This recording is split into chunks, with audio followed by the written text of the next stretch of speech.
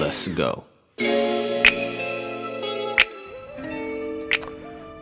What is going on, everyone? It is now February, and as you can see, the lawn is still in one of those deep sleeps right now, but it's time for us to jump into those February lawn chores. So the first one that we're going to talk about is going to be one of those highly debated topics in residential lawn care, and that's going to be soil testing. Yep, here we go. So some people say you need the soil test, some people say you don't. Well, here at the Elevated Lawnscapes approach to lawn care and turf management, we believe in data-driven decisions. If you're gonna make data-driven decisions, you gotta have the data. We're gonna make sure we're getting out there. We're gonna collect those soil samples.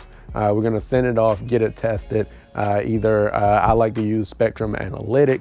I've been using those for a number of years. You can use your local extension office, and there's a number of other options that are out there. I think RX Soil now, which is in conjunction with Waypoint, actually has a at-home test, kind of like the ones they ship to your house. You collect the samples, put it in, and then you send it back to them, all the prepackaged process. So that's another option that is out there. So why do we soil test? What's the reason for it? So I believe that is the beginning of your lawn care season, to build that program that you need to follow for the remainder of the year. Or if this is your first year in the lawn, welcome. And this is gonna give you the data to help you make the most informed decisions as you start to put together your program for the season and many other seasons to come. So having that data, now you can put down the nutrients that your lawn actually needs, and not necessarily what the next person is selling or whatever they have on the shelf at your local big box store. So having that data now allows you to be able to make more informed purchases and also more informed applications.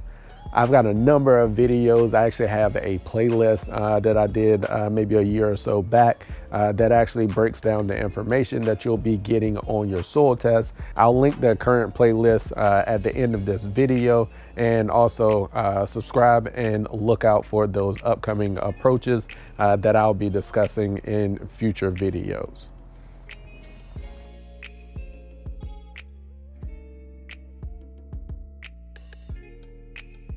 The second topic that we're going to talk about is going to be taking inventory of your supplies. We've got the time now for you to go out there, get in the garage, your inventory, and see what you have left from last year. And you want to take account for all of your products. Make sure you're looking for your fertilizers, your granular and your liquids, whichever one you plan to use. Make sure you're looking for your herbicides and also any fungicides that you're going to be using throughout the summertime. This is one of the things that you want to go ahead and get done. Get it out of the way, because when you need a product and you need to reach for it, you want to make sure it's there and you don't have to go order it, especially when it comes to your fungicides, because a lot of times time is of the essence when you need to get down a fungicide to prevent as much widespread damage as possible on those applications in the lawn. So the next thing is you also want to make sure whatever product that you have left from last season is actually good. Make sure that you have stored it properly and it's actually going to be usable. A lot of products have a storage temperature range, and the bottom end for most products is around that 40-degree mark. So you want to be checking those products and making sure they're still good and going to be usable for this upcoming season as you're doing your inventory. Your content creators may have a discount code that you can use. I've posted some on my community page. I found some of my suppliers that have been running discounts on fungicides already.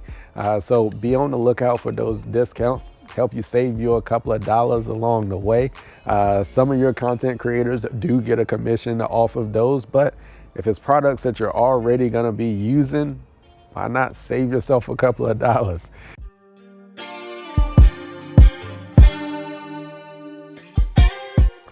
The next thing that we're going to talk about is going to be very important for those new homeowners or new lawn enthusiasts, which is going to be getting down a pre-emergent.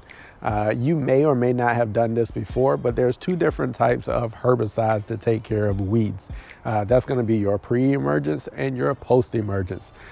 So your pre-emergents are going to prevent those new weeds from establishing in your lawn, and your post-emergents are going to take care of those weeds that you can now visibly see that are growing in your lawn. So when do we get that pre-emergent down? You want to go down as soil temps are starting to consistently be above 55 degrees. I like to go down earlier. For one reason is I'd rather be early than late on a pre-emergent.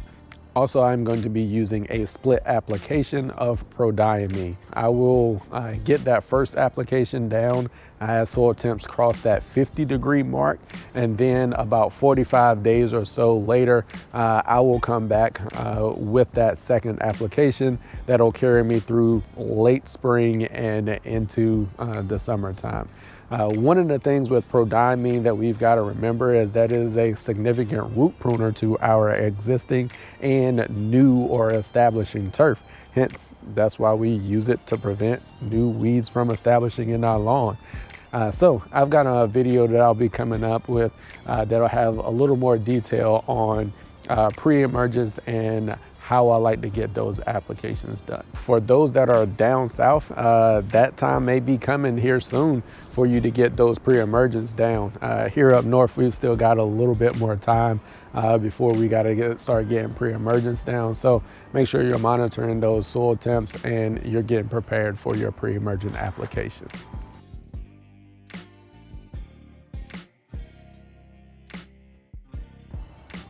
The final thing that we're going to talk about in this one is going to be making sure that we're getting our mowers and our equipment serviced. So the shops are about to start getting busy. You want to try and beat some of that rush. Get out there and if you need to take it to a shop, make sure you get it there as soon as you can. If you're not going to take it to a shop, make sure you're getting your blade sharpened, replacing it if it's needed. Make sure you're getting your deck cleaned out from last season if you haven't cleaned it out already. Oil changes, new spark plugs. Make sure you're pulling your spreaders out, greasing any bearings or anything on any of your spreaders or equipment. Just getting everything cleaned and prepped and ready for the season. When March rolls around, it's going to be about go time when March gets here. So any of these small tasks that you can get done ahead of time before that actual kickoff and really begins, you want to go ahead and get that done. So as we wrap this video up, I want to thank y'all for tuning in. More videos to come this season. The season is about to get going, and I hope everyone out there is getting prepped. I hope y'all have a good season. I'm planning and getting ready for a good season here at Elevated Lawnscapes. And hey, as we always say, just know we work.